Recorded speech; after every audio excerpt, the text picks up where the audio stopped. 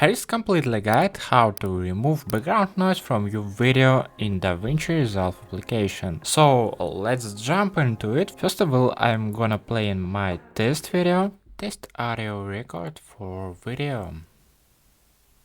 And as you can see here, I have a little bit noise. To delete this, you can click on Firelight at the bottom right corner, and then you can see here this timeline. You can expand it and then play here.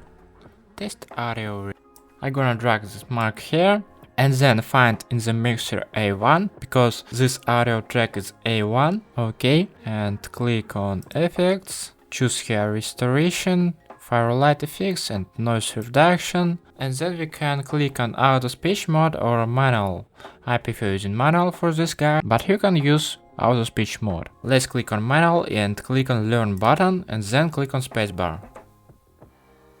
That's it, we can listen the video. Test audio record for video.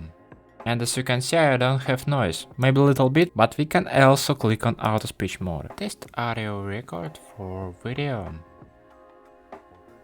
And as you can see, noise completely removed here.